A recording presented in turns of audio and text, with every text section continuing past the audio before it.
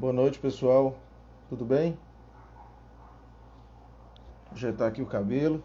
Como é que vocês estão? Tudo certo? Tudo legal com vocês aí? Olha aí o pessoal chegando aí, Natália, Sarita, Antônio, Joselita, pessoal aí bacana entrando. Que alegria, que coisa boa. Sejam todos bem-vindos. Muito boa noite a todos vocês. Que Deus nos abençoe a todos nessa noite especial e que Ele possa nos iluminar a todos nós, né? Hoje a gente tem um compromisso, vamos falar sobre um tema muito interessante, sempre muito atual, que é a questão da vida em família, né? Esse tema nos foi proposto, então a gente está aqui para tratar disso, para a gente bater um papo aqui, uma conversa sobre esse assunto, né? Esse assunto que nos interessa a todos, né? A todos nós, sem exceção. Então, interessa a toda a sociedade, a cada um de nós individualmente. Então, a gente vai conversar sobre isso alguns minutinhos. A gente separou aqui um roteiro aqui para a gente abordar o assunto, mas antes eu gostaria de agradecer inicialmente a Deus, né? Sempre, já como uma prece inicial, um agradecimento a Deus pela oportunidade de estarmos aqui, conversando uma vez mais sobre um tema tão relevante. Agradecer a Jesus por sua proteção, por ser o guia da humanidade, por ser um exemplo que todos nós timidamente buscamos seguir, nós aqui do movimento espírita e muitos outros de outras religiões, também muito nobres. Então, agradecer a Deus, a Jesus, agradecer a espiritualidade amiga que está aqui nesse momento, está na casa de vocês, os espíritos que são afins, se afeiçoam a nós, então, que estão nos orientando, nos inspirando a todos que estamos aqui nesta conversa. Então, muito obrigado, as palavras só podem ser mesmo de muita gratidão. Agradecer também ao Lar Espírita Casa do Samaritano, na pessoa de nossa irmã Ercília, que nos formulou esse convite para estarmos aqui na noite de hoje. Então, muito obrigado. E obrigado a todos vocês aí, entrando agora, João Braga, Carla, Geisa, Lídia, muita gente aí participando, então muito obrigado a todos vocês. Vamos iniciar aqui fazendo uma leitura, apenas um minutinho só para a gente fazer uma leiturazinha curta, depois a gente segue, faz a prece e inicia logo a nossa conversa, tá? Queria ler isso aqui. Não é uma leitura nova, na verdade, é uma leitura a qual eu recorro sempre, porque para mim serve muito, né? Eu acredito que se serve para mim, talvez sirva para mais alguém também, para mais algumas pessoas, quem sabe. Acho muito bonita essa passagem. É uma mensagem de André Luiz, psicografada pelo enorme Chico Xavier, né? Então, o nome desse texto é Anotações Preventivas. Diz assim: retome o seu dia buscando esquecer as ocorrências infelizes da véspera. A casa protegida, habitualmente, promove faxinas pela manhã. Ele fala, dá uma advertência e faz uma comparação, né?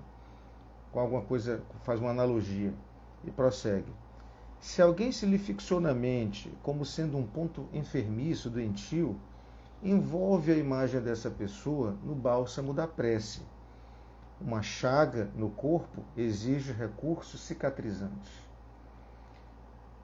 Lance os boatos e as injúrias ao cesto do esquecimento. A moradia, claramente limpa, reclama a presença do esgoto. A gente jogar fora aquilo no esgoto, aquelas águas sujas.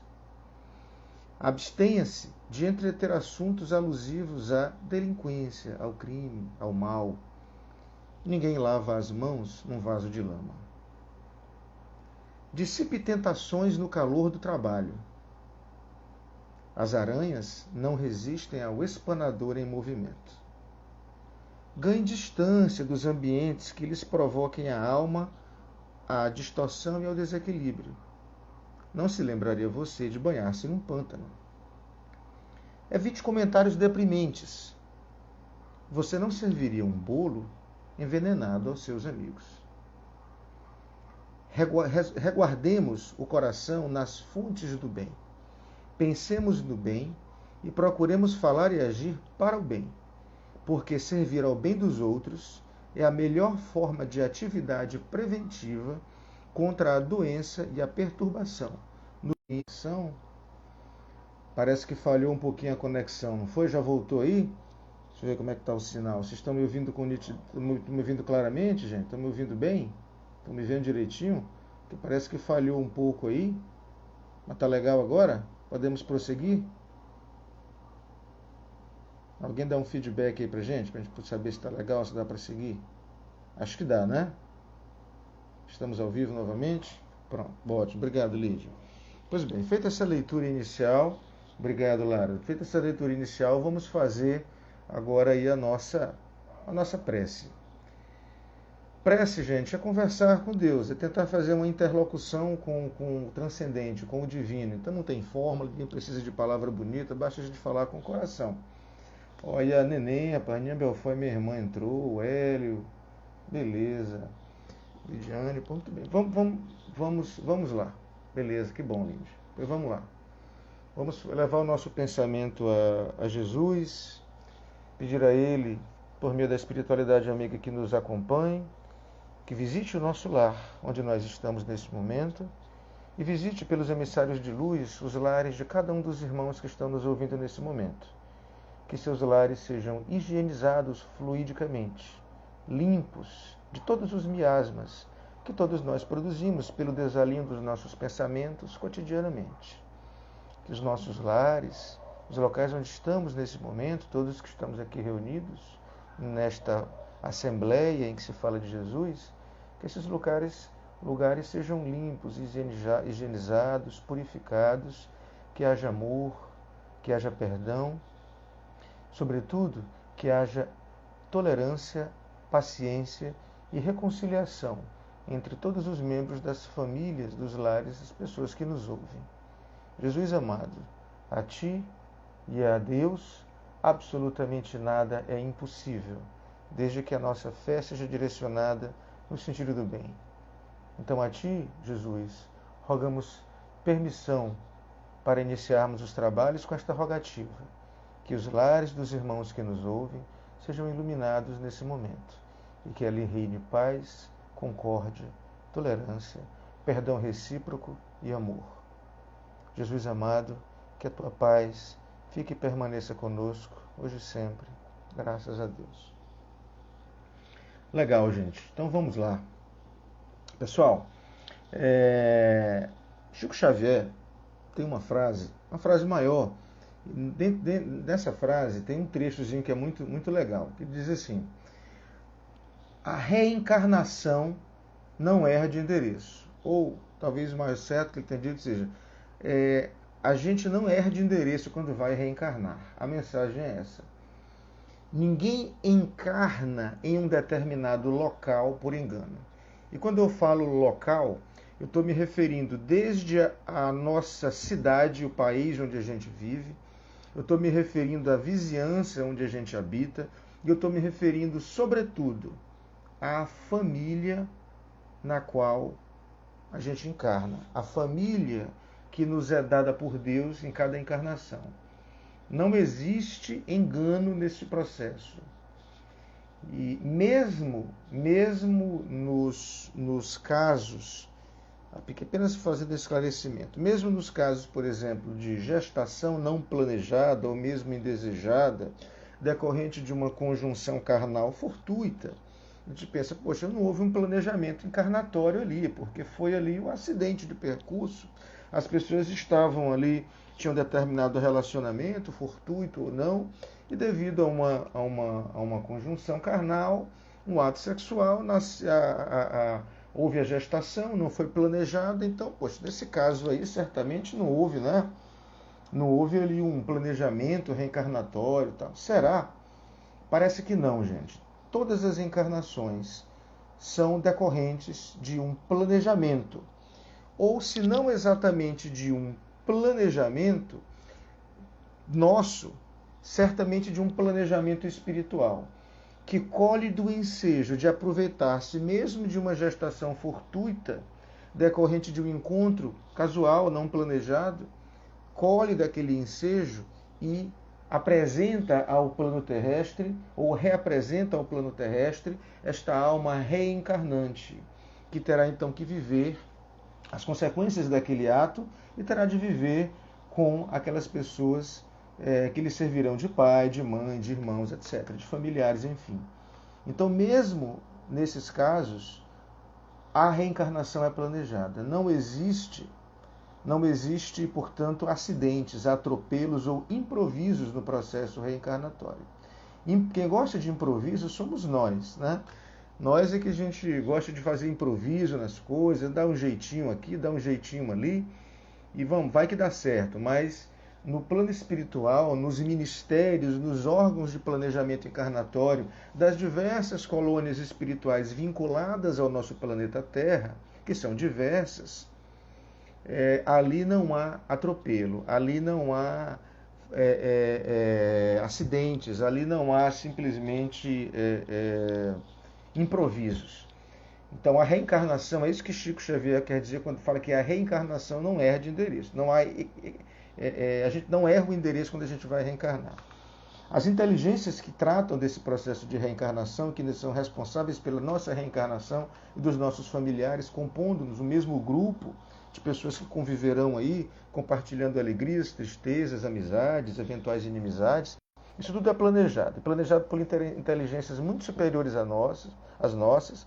E a própria obra do André Luiz, na coleção A Vida no Mundo Espiritual, as 13 obras, se não as 13, mas muitas dessas obras, diversas delas, são repletas de exemplos, de exemplificações desse planejamento reencarnatório. E ele fala que as inteligências, repito ainda uma vez, que cuidam desse processo são inteligências muito elevadas, né? Então, o que para nós é um caso fortuito, uma coisa não planejada, é aqui. Mas para o mundo espiritual, não. Eles colhem dessas oportunidades e fazem com que a reencarnação se consume a bem do reencarnante e a bem das pessoas que com ele conviverão. A bem, Eduardo, sempre a bem dessas pessoas? Sim, sempre a bem dessas pessoas. Nenhuma encarnação se dá, e é importante que pensemos nisso, nenhuma encarnação se dá, mesmo aquelas nas quais o indivíduo padece sofrimentos terríveis, desde o berço até a velhice, a desencarnação, todas elas se dão para o bem do encarnante e para o bem das pessoas que vão conviver com ele. Então, toda união familiar é santa nesse sentido, porque toda união familiar, mesmo aquelas em que há muita desinteligência, em que há muita desarmonia, temporariamente, porque isso nunca dura para sempre, o amor sempre vence o ódio.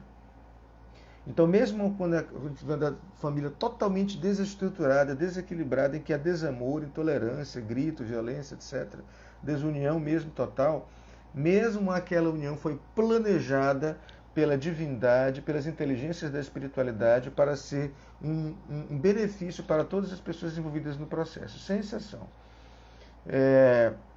O que acontece é o seguinte, é que nós acreditamos, nós espíritas acreditamos no postulado da reencarnação, nós acreditamos, portanto, que nós já vivenciamos experiências em outras etapas, em outros corpos, esse nosso espírito, né? O nosso espírito, ou o espírito que somos nós, já que a gente não tem o espírito, a gente é um espírito. Então, o espírito, Eduardo, já teve experiências com os seus familiares, pelo menos com muitos deles, em outras etapas encarnatórias no passado, perante as quais ele acertou e errou. E eu digo até, com as quais, ou seja, ele acertou e errou. Já cometemos acertos juntos, já cometemos erros juntos, já delinquimos juntos. Por isso estamos aqui de braços e abraços, com felicidades e com infelicitações, para que possamos compartilhar os benefícios do aprendizado, por intermédio da santa lei de causa e efeito.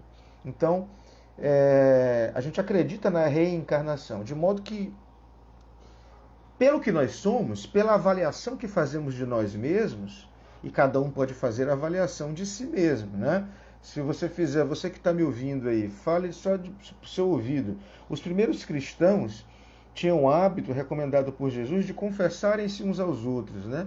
Isso foi com o tempo sendo deturpado e tal, mas deturpado é uma palavra forte, mas foi sendo interpretado de maneiras diferentes por outros grupos de pessoas. pelas quais temos que ter muito respeito, mas os cristãos tinham esse hábito de confessarem-se uns aos outros. Mas a gente, vamos fazer aqui uma coisa, vamos fazer um exercício, vamos nos confessar a nós mesmos. Faz uma avaliação aí de si mesmo, honesta. Você é uma pessoa completamente boa? Eu, quando faço essa avaliação de mim mesmo, eu até tiro esse advérbio aí, completamente. Eu pergunto mesmo, será que eu sou uma pessoa boa, simplesmente? Completamente boa? Claro que não, mas eu sou uma pessoa boa? Não sei. Mas eu posso identificar rapidamente, passando aqui, não mais que um minuto de reflexão, posso identificar uma série de coisas em mim que eu preciso melhorar. Aí eu fico pensando assim, bem, tá certo. Então, se eu tenho uma série de coisas nas quais eu tenho que melhorar, e se esses meus defeitos se exteriorizam na conduta com as pessoas que estão próximas a mim, às vezes com intolerância, às vezes com um exemplo de viciação em alguma coisa, às vezes com impaciência, etc., com egoísmo, com a permissividade que nós temos no relacionamento com os nossos familiares, permitindo-nos sermos indiferentes, desatenciosos, né? Quando para os da rua a gente tem todo um floreio, tem toda uma atenção, particularmente os amigos do centro espírita, né? Sempre meu irmão, minha irmã, e dentro de casa às vezes nem sempre é assim, né? Tão amorável, tão doce, às vezes a gente é desatencioso, irritadiço, né? Irracível. Então, é muito fácil a gente fazer essa avaliação da gente mesmo. Aí pensa assim, poxa, se eu tenho essas características, por que cargas d'água mereceria eu conviver somente com pessoas da minha família que me apresentassem somente flores durante toda a vida? E uma outra reflexão. Com quem mais que a gente aprende? Você que está me ouvindo agora, meu amigo e minha amiga, quem é que ensina mais pra gente? É a pessoa que nos ama, que nos trata bem, com flores, com tolerância, com amor. Essas nos ensinam muito também. Mas os professores daquelas lições que nós precisamos aprender, não seriam os melhores professores aquelas pessoas que nos desafiam, que nos criticam, que apontam o dedo para as nossas imperfeições? Reflexão que a gente tem que fazer, de modo que a gente pensa assim, poxa, se eu tenho essa série de dificuldades a vencer em mim mesmo, por que é que eu acho que devo merecer convívio na minha família só com pessoas muito legais, que só me ajudem, né? No livro Caminho, Verdade e Vida, Emmanuel diz pra gente o seguinte, ó: frequentemente, pelas imposições da reencarnação, grandes inimigos são obrigados ao abraço diuturno sob o mesmo teto. Vou repetir. Frequentemente, sob o impositivo da reencarnação, grandes inimigos são convidados ao abraço diuturno sob o mesmo teto.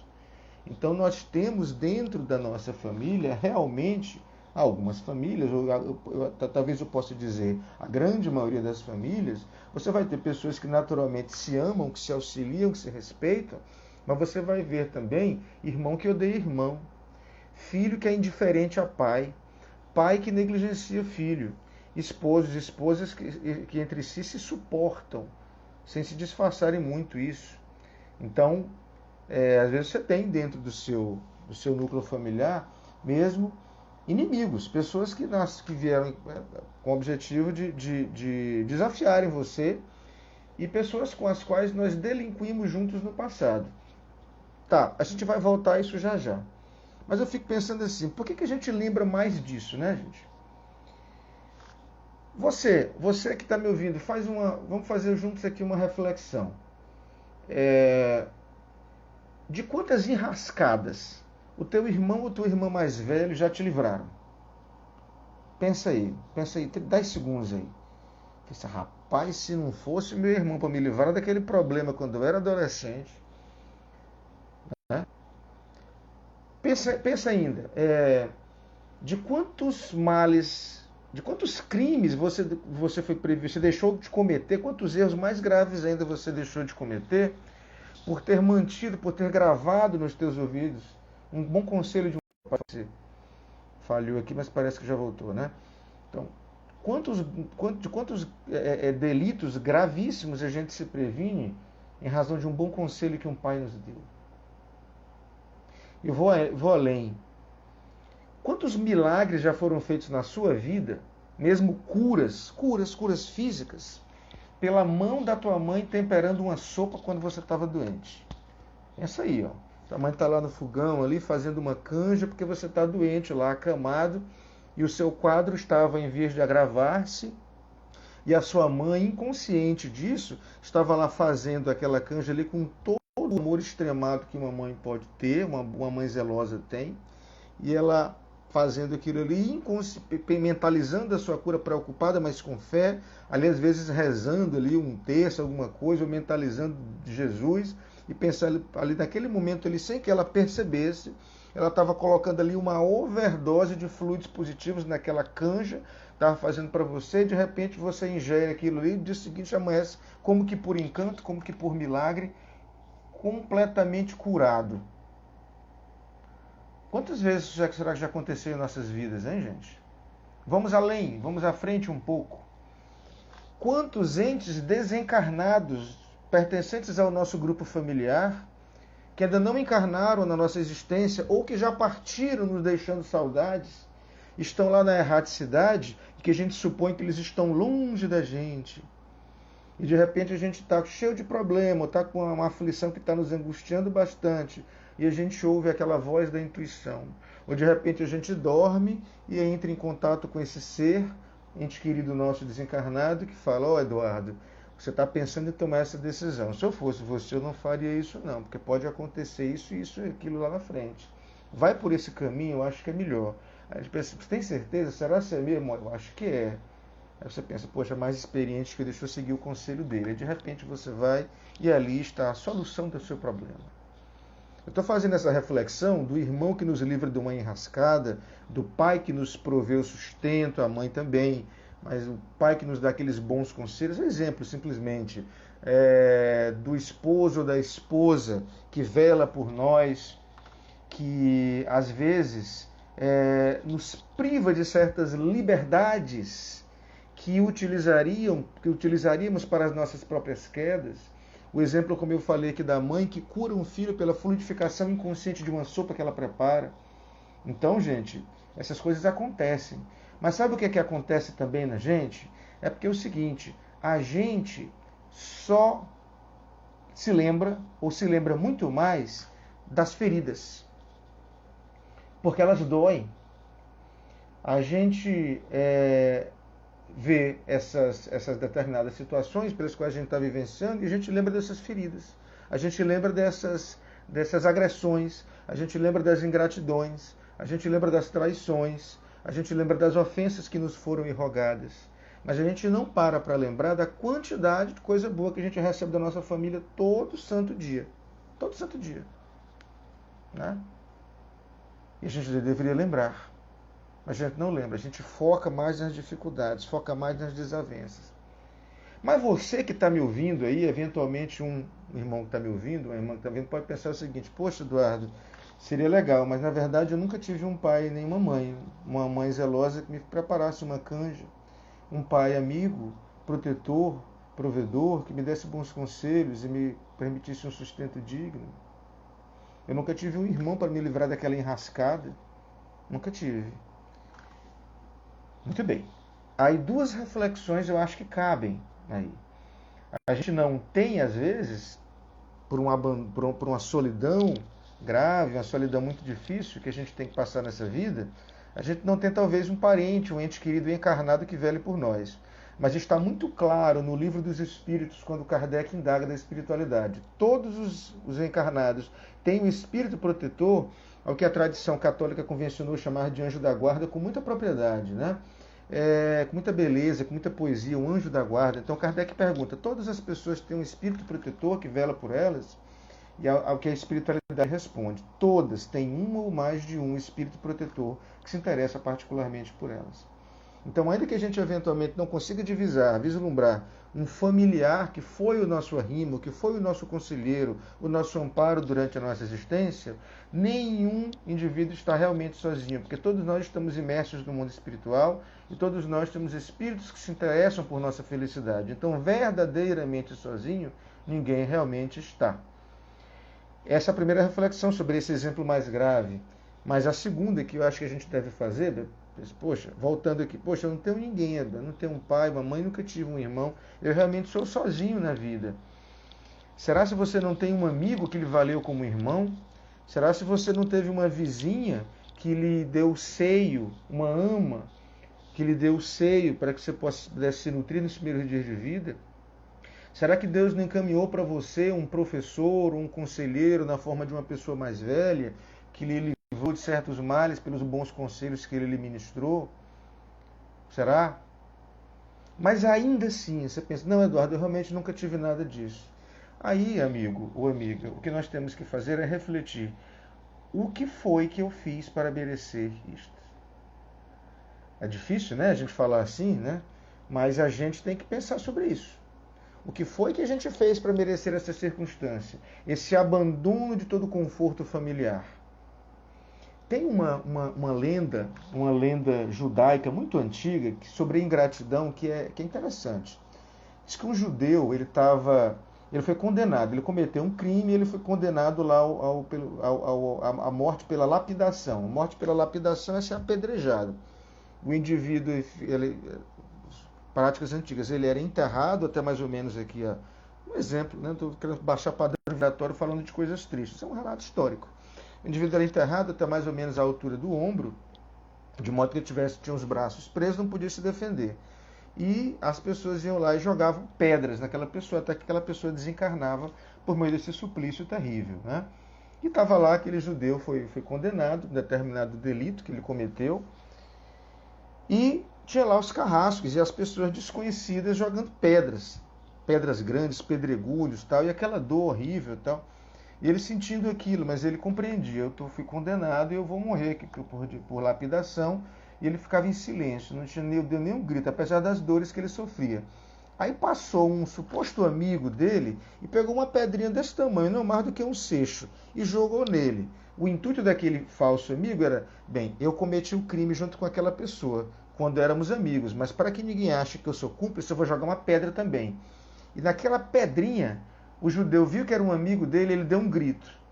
Aí o rei mandou interromper a lapidação, mandou interromper a execução, dizendo, peraí, agora eu estou curioso. Um monte de gente te jogou um monte de pedras, está todo machucado, e você não deu nenhum grito, nenhuma reclamação. E veio aquela pessoa que passou e jogou uma pedrinha em você, e você deu um grito horrível, por quê? Ah, meu amigo, porque as pedradas de quem a gente ama doem muito mais. E o rei, compadecido, diz a lenda, liberou o judeu da lapidação e o absolveu. É interessante isso, gente, pelo seguinte, porque quando nós somos traídos nas nossas mais caras afeições, é uma expressão do Evangelho segundo o Espiritismo, o indivíduo que é traído nas suas mais caras afeições, traído nos seus amores familiares, sobretudo, nos seus grandes amigos, há realmente o sofrimento que causa bem maior. Né? E todos nós já passamos por a experiência honesta em outras vidas de termos cometido este erro ou de termos sido vitimados por ele. Então, a gente deve pensar assim, poxa, tá bom, voltando para aquele exemplo, eu não tive um pai, Eduardo, eu não tive uma mãe, eu não tenho um irmão, um melhor amigo, um professor que me orientasse nos caminhos da vida. Eu sou uma pessoa realmente sozinha e sofro muito com isso. É preciso lembrarmos, meus amigos, se nós não fomos, nós mesmos, os filhos ingratos, encarnação pretérita, que não soubemos dar valor à família que Deus nos deu, e agora nos cabe, para aprendermos a compreender o valor de uma família, experimentar o látego, né, da solidão, o suplício da solidão, o castigo, não é castigo, o sofrimento, né, o suplício mesmo da solidão. Então a gente tem que refletir sobre isso. Mas normalmente não é o que acontece. Normalmente a gente tem na nossa família, seja a nossa família consanguínea, seja uma família de uma pessoa que nos criou, que nos adotou, que nos amou, que a nós se afeiçoou sem explicação aparente, sem saber exatamente o porquê. Mas todos nós, apesar dos desamores e das dificuldades que encontramos no seio familiar, nós temos sim, a grande maioria de nós, pessoas na nossa família que nos amparam, que nos amam, que se interessam por nós. Ótimo. Muito bem. Dito isto, o que fazer com as pessoas que nos ferem? Antes de pensarmos no que fazer com as pessoas que nos ferem, talvez seja melhor a gente refletir num outro ponto de vista. Não o que fazer com as pessoas que nos agridem, mas o que eu devo fazer perante aquela pessoa que me agride. Ou melhor, o que é que eu devo fazer perante a minha família, inclusive perante aquela pessoa que me agride. Aquela pessoa que dificulta a minha vida, aquela pessoa que me censura, que não me ama, que é só espinhos para mim. Deveria ser a pessoa que mais me amava, mas é aquela mãe ingrata, é aquele pai displicente, é aquele irmão agressivo e intolerante. O que fazer com esta pessoa? Bem, dizem que o ódio é o amor adulterado. Que toda pessoa que odeia intensamente uma outra pessoa é uma pessoa que um dia já amou aquela outra e aquele amor foi de alguma maneira ferido e se transformou em ódio. Não sei se isso é verdade, porque o amor verdadeiro ele não se transforma em ódio, se ele efetivamente era amor verdadeiro. Se era, entretanto, apenas atração, se era paixão, se era posse, ele pode se convolar em ódio. Mas se ele foi um dia efetivamente amor mesmo, dificilmente ele se transformará em ódio. O perdão preenche os lugares antes que o ódio se instale. Se foi efetivamente amor verdadeiro. E às vezes é muito difícil a gente distinguir o que é amor ou o que é posse. De uma mãe por um filho, de um marido por uma esposa, de um filho, de um irmão pelo outro, ou mesmo entre amigos. Mas se é amor mesmo, ele não se transforma em ódio. Agora, o contrário é absolutamente verdadeiro, segundo o meu humilde ponto de vista. Não há ódio que suporte a ação do amor. Absolutamente nenhum. Pode demorar um bocado de tempo, mas o ódio sempre vence o amor. Você pode ter um mundo inteiro de trevas. Não há treva que resista a um pequeno facho de luz. Onde a luz chega, ela ilumina. Pode ser a treva mais escura. Se a luz chega, por mais opaca que seja, menorzinha que seja, ela vai iluminar. É impossível que a treva vença a luz sempre vence. Da mesma forma que o amor sempre vence o ódio. Então, a primeira coisa que eu acho que a gente deve fazer, e eu não tenho autoridade nenhuma para dar conselho para ninguém, mas se, eu acredito, eu falo para os meus próprios ouvidos, uma coisa que a gente deve fazer, que eu acho legal, é o seguinte, é fazer um exercício de como é que a minha família está me vendo. Que tipo de vícios que eu estou ensinando aos meus filhos? Que tipo de violência eu estou ensinando ao meu filho quando eu grito com a minha esposa? Que tipo de desamor eu estou ensinando à minha filha quando eu trato indiferentemente o meu esposo, sem carinho, sem respeito? Então, boa noite, meu amigo. Boa noite, pessoal. Obrigado. Eu estou meio concentrado aqui. Acabo que não fico vendo aí de repente quem que está falando. Muito boa noite a todos vocês. Então, o que eu penso? Eu acho que a gente deve fazer uma análise, não um exercício. Como é que a minha família está me vendo? Tem uma passagem bem legal no livro Terapia da Paz, de Donizete Pinheiro, que é esse livro aqui. É um livro super simples, gente, de umas leituras bem simples, foi presenteado por uma querida amiga minha, mas ele tem lições tão legais, assim. Tem um capítulo que ele conta uma história que é assim. Diz que um determinado senhor estava precisando de um jardineiro na casa dele. Já contei essa história em outras ocasiões, aqui no próprio Lex mesmo. Mas vamos lá, para os que não conhecem a história, ela é interessante. O senhor estava precisando de um jardineiro na casa dele. Aí ele não conhecia ninguém, conseguiu um telefone e ligou. O senhor é jardineiro? Falou, sou sim, sou jardineiro. O senhor pode vir aqui na minha casa para poder cuidar daqui do meu jardim, que está tudo cheio de mato, plantas estão grandes, tá, preciso do senhor. Aí eu falei, pô, não, eu chego aí ainda hoje, me deu o endereço, não. Na hora marcada, o jardineiro compareceu lá. Chegou de manhã, saiu de tardezinha, fez todo o trabalho, era um jardim muito grande, muito bonito, e ele fez tudo ali a tempo e modo, tudo beleza e tal. E quando eu estava indo embora, ele fez um pedido, recebeu lá o seu justo pagamento lá pelo serviço que ele realizou, e antes de ir embora ele fez um pedido. O senhor poderia me autorizar a utilizar o seu telefone? É rapidinho, não mais do que uns 2 minutos eu resolvo aqui, é uma ligação importante que eu tenho que fazer. Aí o proprietário da casa, pois não, fique à vontade. Levou ele até a sala, tal, tá aqui o telefone, o senhor liga aí, fica à vontade. E ele ficou de longe ouvindo ali, sem intenção, mas ficou ali ouvindo, né? E o jardineiro ligou para uma determinada senhora e falou, olha, a senhora falando de tal, falou, sou. Não é porque eu fiquei sabendo que a senhora está precisando de um jardineiro, é verdade? Ela, não, o senhor está equivocado, eu tenho um jardineiro já, que me serve. Olha, mas eu sou um excelente jardineiro. E a senhora respondeu no outro lado do telefone, mas o meu jardineiro também é um excelente jardineiro. Olha, mas eu faço um agendamento para a senhora que no dia que a senhora precisar eu compareço, sem atraso.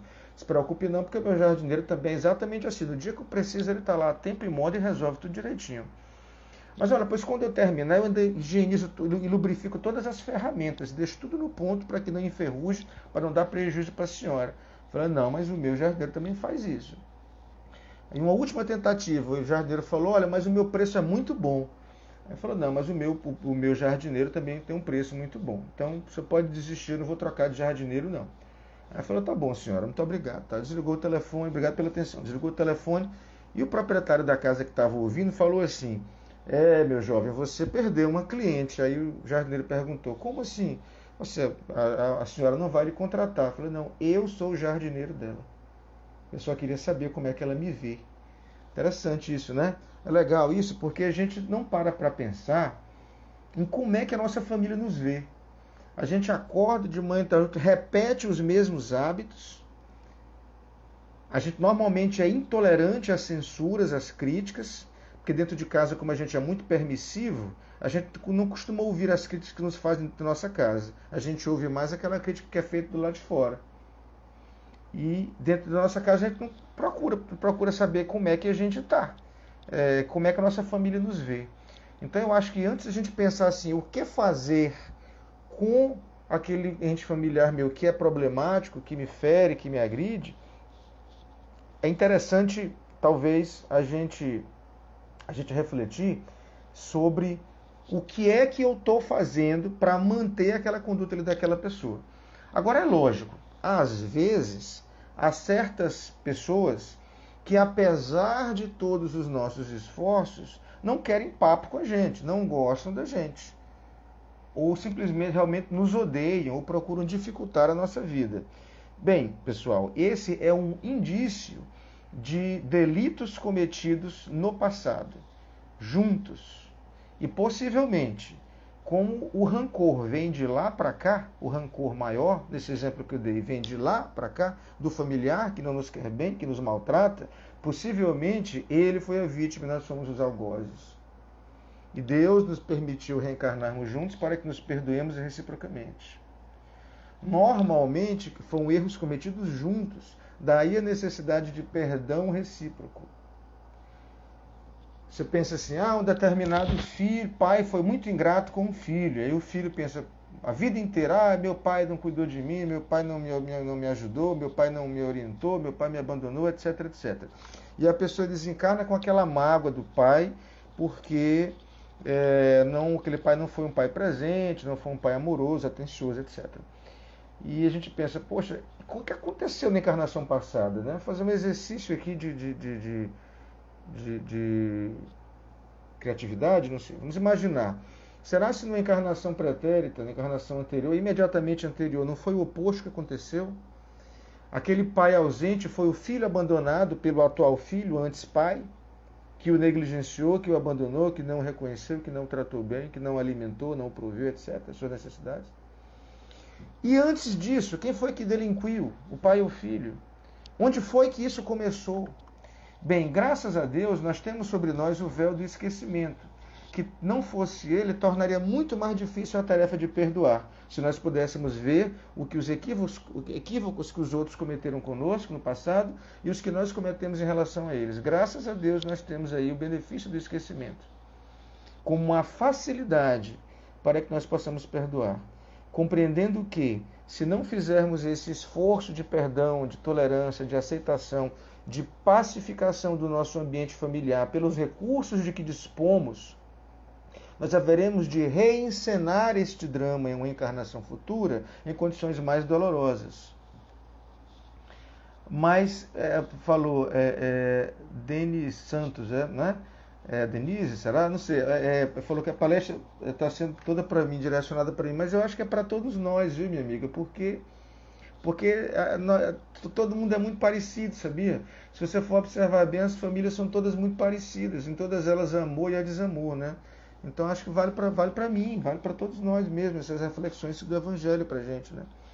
Então, assim, de onde é que começou isso? Onde é que começam as desavenças? Não importa. Não importa quem deu o primeiro tiro. Não importa quem proferiu a primeira grosseria. Não importa quem agrediu primeiro. O que importa, Denise, Não é, Denise? Então, Denise, o que importa é quem amou primeiro, quem recuou primeiro, quem perdoou primeiro. Isso é o que é relevante, é isso que fica gravado. Não adianta que a gente não pode fazer de novo, a gente não pode recapitular os erros do passado, a gente não pode viver o passado. Já não adianta mais, está feito, está consumado. Há uma necessidade urgente, entretanto, de auto-perdão e de perdão recíproco. Perdoarmos a nós mesmos e perdoarmos o outro. Ah, mas o outro ainda assim não quer ser meu amigo, é um familiar dificílimo, que ele não me ama, por mais que eu demonstre amor, por mais que eu conclame uma conversa mais elevada, por mais que eu peça perdão, diz que jamais me perdoará. Bem, se nós fizermos a nossa parte, estamos pelo menos parcialmente resolvendo o nosso problema. Não seremos forçados a recapitular essas experiências em existências futuras ainda mais dolorosas. Já aquele que se recusa ao perdão, este sim. E lembremos ainda de um detalhe: quando a gente reencarna, a gente pede para passar por essas provações. A gente sabe que vai carregar no ventre um desafeto. A gente sabe que vai casar com uma pessoa que na encarnação anterior nos traiu. A gente sabe que vai ter como filho um amigo que nos infelicitou gravemente, talvez nos matou, nos provocou uma desencarnação precoce.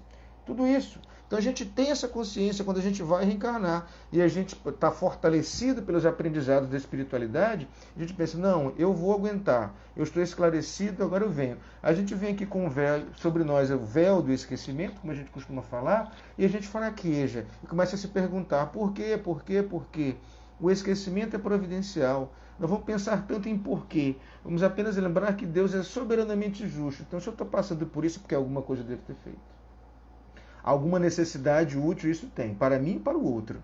Então o que importa não é por quê, é para quê. Para que isso está acontecendo? Para que eu exercite a minha fraternidade, a minha tolerância, a minha empatia, o meu perdão. É fácil, é facinho, né? É dificílimo, é claro que é difícil. Quem do nosso padrão evolutivo vai dizer que é fácil perdoar um ofensor, particularmente quando vê a lenda do judeu, a lapidação do judeu que eu falei agora há pouco, particularmente quando é aquela pedrinha que vem de um ente querido, que deveria nos amar. Então isso é difícil, ninguém falou que é fácil. Mas a verdade é que nós temos a nossa ferramenta, à nossa disposição, uma ferramenta incrível, incrível, que a gente negligencia demais, que é a oração. A gente pede tanto de coisa nas nossas orações, né? A gente pede que um filho passe no vestibular sem saber se é melhor para ele que ele passe naquele curso ou não. A gente pede para conseguir um determinado emprego sem saber se naquele emprego a gente vai cair em um equívoco, em um crime, em uma tentação, em uma falha, sei lá. Ou se a gente vai ser muito infeliz naquele local de trabalho, ou se é necessário para nós mais algum tempo de privações e de dificuldades financeiras. A gente pede, não estou falando que é errado pedir isso não, mas todos os pedidos que a gente faz, a gente talvez deva pensar o seguinte: mas que seja feita, meu Deus, a tua vontade, acima da nossa, que é muito melhor do que a nossa. Mas a gente pede tanta coisa, por que a gente não pede força para perdoar? Meu Jesus, eu tenho muita dificuldade, não consigo ainda amar meu pai, não consigo amar a minha mãe, não consigo amar o meu irmão, um primo, um amigo, uma esposa. A situação está muito difícil. Me auxilia, me dê força para que eu possa perdoar esta pessoa e amá-la verdadeiramente. A gente começa perdoando e a gente começa a esquecer o ódio. Com o tempo a gente aprende a amar. Nem que isso dure muito tempo, nem que isso dure em encarnações. E, Eduardo, encarnações, ó, se vai durar encarnações é porque o trabalho é grande. E se o trabalho é grande, não adianta postergar o começo. É melhor começar agora. Então vamos lembrar de pedir nas nossas orações força, capacidade, auxílio para perdoar. Porque se a gente pede uma coisa dessa para Deus, certamente isso para a gente é bom. Se a gente pede dinheiro, se a gente pede até mesmo saúde, é uma coisa ruim às vezes. A saúde, Eduardo, no livro Dos Bastidores da Obsessão, até citei em outra palestra que falamos há algumas semanas, tem uma passagem que um determinado senhor Mateus, chefe de uma família, chefe porque pai tratava de um período distanciado no tempo, em que a sociedade paternal, o pai era o chefe maior da família e tal, naquele quadrante, naquele momento histórico, e então ele era o chefe da família, digamos assim, o provedor da família, mas ele era um mau exemplo para toda a família e era muito viciado em jogos, particularmente. E o senhor Mateus, numa dessas noites de jogatina, foi esfaqueado depois descobriu-se que era uma pessoa que ele havia matado em encarnação pretérita. Ele foi esfaqueado por um pseudo-amigo em uma... sério, o Espiritismo nos ajuda muito nesse entendimento sobre resgate familiar, é verdade. Então ele é esfaqueado por essa pessoa, um antigo desafeto de outra existência. E ele vai para o hospital e consegue se recuperar, e vai se recuperando milagrosamente, né? A equipe espiritual, o livro narra o que se passa no plano material e no plano espiritual. Então aquela pessoa é muito socorrida e tal. Quando ele começa a ficar bom, a primeira coisa que ele diz é que ele quer ir imediatamente para o local para pedir a desforra, e ele vai lavar a honra com sangue e vai matar o seu ofensor. Acontece um determinado problema familiar que ele é chamado a intervir e ele se machuca na ferida ainda aberta, e nessa queda, além do produto da hemorragia interna, sofre um derrame, fica paralisado e fica impossibilitado de ir à desforra. E depois, Manuel Filomeno de Miranda, o autor espiritual do livro, diz pra gente o seguinte: aquela doença, aquele episódio, aquela fatalidade que ocasionou uma piora no quadro clínico daquele indivíduo, foi providencial, foi plantada pela espiritualidade para que ele não se atrasasse ainda mais, indo à desforra, matando o seu ofensor. Então a gente não sabe, mesmo quando a gente pede saúde, emprego, coisas simplesmente aparentemente muito boas, nem isso a gente sabe se vai ser bom para a gente, de modo que, para tudo que a gente pede, mas que seja feito, antes de mais nada, a vontade de Deus, não a minha, que Ele é melhor para mim. Mas quando a gente pede forças e auxílio à espiritualidade para perdoar alguém, aí é irrepreensível. Certamente vai ser muito bom para a gente. E a espiritualidade, pessoal, tem mecanismos de fluidificação, para acalmar o nosso coração, nos levar durante o sono do nosso corpo físico para assistirmos palestras, ouvirmos orientações de espíritos muito melhores do que nós, todos, que vão nos inspirar, vão nos ensinar: olha, você precisa perdoar essa pessoa por isso, por isso, por isso. Quando você acordar, você vai esquecer disso, mas você vai guardar uma intuição e um desejo de perdoar. Então, por que não pedir as nossas preces a harmonia familiar e a força para que possamos perdoar os nossos ofensores dentro do nosso próprio ser familiar? Isso é muito importante, gente. Tudo isso é muito importante. Então, assim, família não é passeio, família é amor, mas família é também desafio, família é aprendizado, família às vezes é dor, família às vezes é sofrimento. E a gente deve, portanto, voltando ao início, refletir o seguinte: poxa, será se eu sou um cara tão legal assim, tão bonzão, que mereço ter uma família que só vai me dar amor, só vai me dar paz, só vai me dar suporte, auxílio, né? Será se eu sou assim mesmo? Será se eu mereço disso tudo? Então, vamos refletir um pouco, antes de julgarmos muitos dos nossos familiares, vamos refletir um pouco sobre a nossa própria condição. A Nenê, chamo Nenê porque minha irmã, a Aninha Belfort, falou aqui, ó. Lembrei da passagem que Chico Xavier acalmou a mãe dizendo que ela tinha vindo cega, surda e muda, para conseguir passar a encarnação sem se suicidar. Interessantíssimo, né? É uma passagem realmente muito, muito, muito forte. Eu não lembro em detalhes, mas eu lembro perfeitamente desse caso, né? E a filha, né? Então, às vezes vem um mal para somos privados de certas condições que nos levariam à nossa própria derrota, à nossa própria ruína, né? Então, assim, a gente deve refletir, antes de censurar tanto os nossos familiares, vamos refletir sobre a nossa própria conduta. Quem é que eu estou sendo? Como é que a minha família está me vendo? Será que eu sou tão legalzão assim mesmo? Será que eu não preciso mudar um pouco a minha conduta, ser um pouco mais paciente, menos intolerante, menos bruto dentro de casa? Tudo isso, né? E tudo isso, é claro, gente, com muita honestidade, eu falo para os meus próprios ouvidos, antes de tudo, né? Mas assim, mesmo assim, se a gente faz a nossa parte, tem um familiar nosso que não nos ama, que é aquela pessoa difícil, paciência, paciência. Numa mesma árvore, cada fruta amadurece no seu próprio tempo, ninguém tem que amadurecer junto, não. Vamos dar àquela pessoa o direito de ser como ela gosta de ser, como ela deseja ser, como ela quer ser, e que ela assuma as consequências dos seus erros. A nós compete perdoar. É tarefa difícil, a gente já falou aqui, mas é possível. Gosto sempre de repetir essa reflexão, porque se Jesus nos conclamou insistentemente ao perdão, 7 vezes, 70 vezes, portanto infinitamente, tantas vezes quantas necessárias forem, é porque Ele sabe que é possível, apesar de difícil, mas é possível. Vamos lembrar da espiritualidade e pedir auxílio também nessa tarefa. Eu queria concluir, pessoal, fazendo uma leitura muito rápida aqui, Afeição quase de prece já de encerramento, para não cansar vocês mais ainda, o tempo já está bastante esticado. E eu queria ler um trecho, mais uma vez, de Emmanuel, e psicografado também por Chico Xavier. Esse texto se chama Ingratidão, é bem forte. Vamos refletir juntos um pouquinho sobre ele aqui, mas ele é muito claro, muito objetivo, acho que sacode um pouco a gente, né? Diz assim: ninguém foge à reencarnação. Ontem atraiçoamos a confiança de um companheiro, induzindo-o à derrocada moral. Hoje, guardamos esse companheiro na condição de parente difícil, que nos pede sacrifício incessante. Ontem, abandonamos quem nos amava, inclinando-o ou inclinando-a ao mergulho na lagoa do vício. Hoje, temos essa pessoa de volta, por meio de uma filha incompreensiva, necessitada do nosso amor. Ontem, colocamos o orgulho e a vaidade no peito de um irmão que nos seguia os exemplos menos felizes. Hoje, partilhamos com ele a afeição de esposo despótico ou de filho problema, o cálice amargo da redenção. Ontem, esquecemos compromissos veneráveis, arrastando alguém ao suicídio. Hoje, reencontramos esse mesmo alguém na pessoa de um filhinho, portador de moléstia irresistível, tutelando-lhe, à custa de lágrimas, o trabalho de reajuste. Ontem, abandonamos a companheira ou o companheiro inexperiente, a míngua de todo auxílio, situando-a nas garras da delinquência.